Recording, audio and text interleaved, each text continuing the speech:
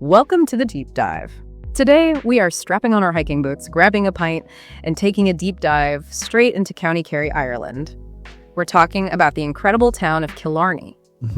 And this isn't just, a picturesque stop. Killarney is one of those globally significant locations that sits exactly where wild, ancient nature meets this really vibrant community life. It really does. It has that perfect blend, that contrast of rugged outdoor adventure on one side, and then this cozy traditional culture on the other. And that tension is really what makes it so fascinating to explore. Absolutely. Killarney is so much more than a scenic drive. I mean, it's an economic engine, it's a huge cultural hub, and an irreplaceable ecological center. Yeah. So we're going to trace its story, moving from the quiet solitude of the UNESCO-designated landscape. Where you can find animals that exist nowhere else on Earth. Exactly, all the way to the bustling energy of the town's pubs and its really dramatic history. So our mission today is to distill the absolute core knowledge you need to appreciate this region fully.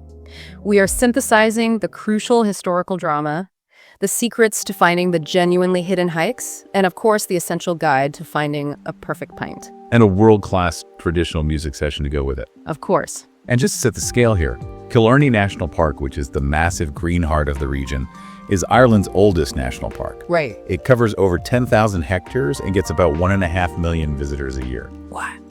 So the sheer volume and scale really sets the stage for how this land is viewed, managed, and enjoyed. Okay, let's unpack this history then, because the origins of the Killarney National Park as we know it today, it all traces back to a massive Victorian wedding gift and a spectacular royal catastrophe. It's a true microcosm of Irish land history, really. Yeah. The centerpiece is Muckross House. It's a striking Victorian mansion built in the Tudor style. Mm-hmm. It was completed between 1839 and 1843 for Henry Arthur Herbert and his wife Mary. Okay, so a prominent local family. Very.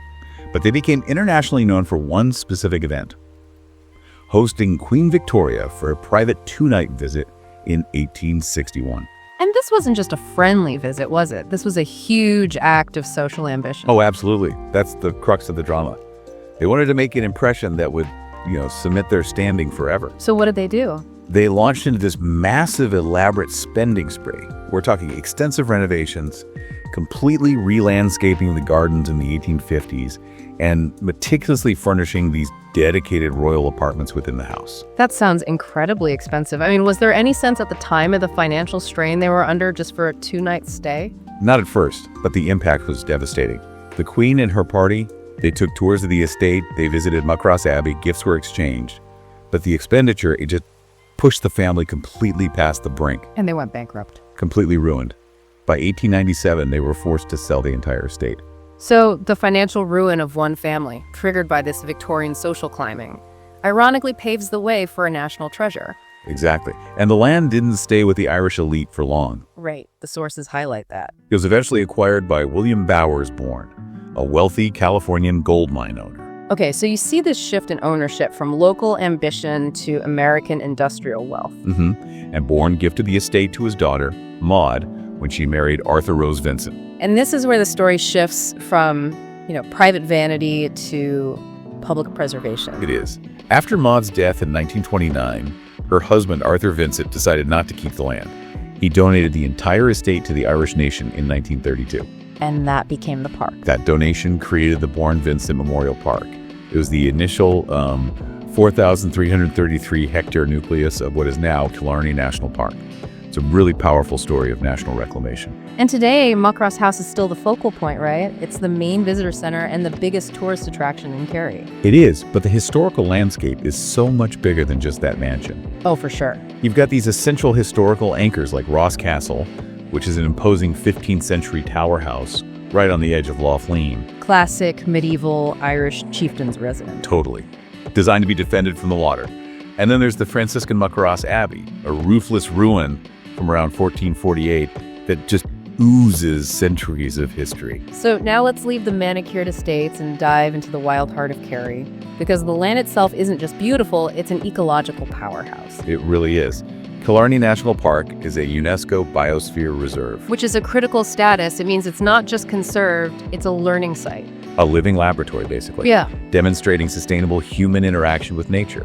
It's also part of a much larger special area of conservation. The landscape is really defined by the three famous lakes of Killarney Loughlin, Muckross Lake, and the Upper Lake, all framed by the McGillicuddy's Reeks Mountains. Just stunning. And it's also the site of Ireland's most extensive native woodlands. What's fascinating here is the sheer age and continuity of life in those woods. Yes. The park is home to Ireland's only indigenous wild herd of red deer, and their existence there has been continuous for at least 4,000 years. And that ties directly into the human history, because the land wasn't just scenery for 4,000 years, it was a working landscape. That's such a great point. The sources note that Ross Island, right on Loughlin, has the remains of copper mines dating back to the dawn of the Bronze Age. The oldest mines in northwestern Europe. Right there. So while red deer were roaming, humans were already extracting resources right beside them. Wow. And the park also protects these incredibly rare species that are unique to this mild, damp microclimate. We're talking about gems like the Kerry slug, the Killarney fern, And the Killarney.tourist. a rare fish confined solely to Loughlin. This specific ecosystem is so fragile. So for anyone ready to explore this wilderness, the most famous natural spectacle has to be Torque Waterfall. Oh yeah, it's 20 meters high, fed by the Owen Gareth River, which drains from a lake called the Devil's Punch Bowl. Even the name sounds wild. It does. Torque translates to boar in Irish.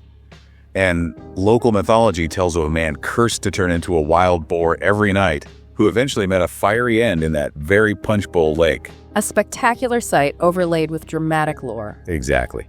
And thankfully, modern visitors don't need to worry about that. It's highly accessible, just a 5-minute walk from a car park. But for the serious walker, there's a more challenging 10-kilometer loop that starts near Muckross House, right? Yeah, it takes you deep into the woods and up to some fantastic viewpoints. Oh, but if you want to escape the crowds, Killarney really rewards the curious. The sources point to a true hidden gem, Tower Wood Waterfall. Also known as Cromaglen Cascade. It's so secret there's no designated pathway to reach it. You really have to earn that view. That's the kind of insider knowledge we love. Another magical spot is the Old Weir Bridge. A beautiful 16th century stone bridge at the meeting of the waters. Since it's only reachable by foot, boat, or bicycle, it has this remote, picturesque feel. And it's a great place to spot those red deer. You know, there's also the Blue Pool Woodland Nature Trail. It's a short, peaceful loop, but it's notable because it was Ireland's first nature trail designed for the visually impaired. With a guide rope and braille signage, it's a testament to the park's mandate to make it accessible for everyone. That focus on accessibility brings up an important point about the National Parks and Wildlife Service, the NPWS, who manage the park. They face massive conservation challenges here. They absolutely do. Their main job is conservation, which means actively addressing threats. For instance, managing the red deer population is vital. Overpopulation leads to overgrazing, which harms the native woodlands. But the truly invasive issue mentioned in the sources is rhododendron. Why is that one shrub such a huge problem in Killarney? Well, the mild, damp, almost subtropical microclimate there is perfect for it. It spreads so rapidly and aggressively. It just takes over. It chokes out light and nutrients, and it completely destroys the habitat of the rare native plants, especially that Killarney fern. It's a constant battle. So after you've tackled the trails, spotted the deer, maybe even contemplated the fairy Princess Cleodna, who legend says still crosses Loughlin on a white horse. On misty mornings, yeah. You need to transition from the wild to the community. You need a pint, and you need some music.